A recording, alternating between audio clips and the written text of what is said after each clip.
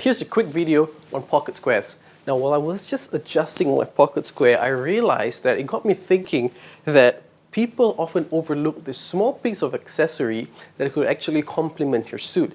And most importantly, we often forget that pocket squares are not actually handkerchiefs. They are fairly big. They come in various cloth in terms of material. So you have one that's in silk, you also have one that's in linen, and you also have pocket squares that are in cotton. Now, I like silk because they're a bit more soft. They tend to come in a bit more colors, so there's a bit more of a variety. And watch how I put this pocket square in.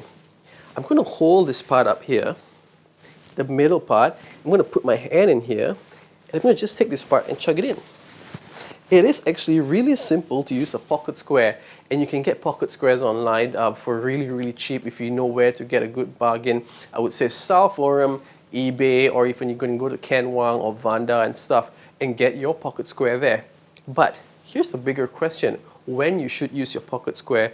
I would say pocket squares, there is no special occasion, but the rule is if you have a breast pocket, you must use a pocket square, because if you don't use a pocket square, you're just going to be a bit of out of style. There's no dash of style if you don't use a pocket square. So never leave your breast pocket empty. So you see now I just put a linen one in, and it's a bit more different. It's a bit cleaner. It's a bit more, I would say, conservative, but it's generally very safe to use a white pocket square.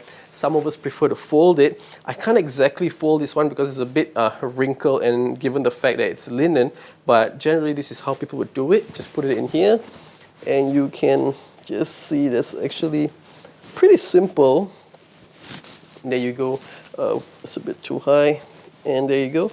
Get a really nice square. But again, I'm not really a fan of a very conservative-ish pocket square. I like to go a bit adventurous. I like to use my favorite ways of using a pocket square is I really like to puff them up like this and just put it in effortlessly. And it doesn't take a lot of practice to I would say, get a good pocket square fold or get a good pocket square roll or whatever you call it. But the rule is when you want to get a pocket square is to make sure that any accessory besides the pocket square, it has to fit your personality, it has to fit the type of work that you do, it has to fit your lifestyle, and this generally shapes up your wardrobe to be very much more accommodating.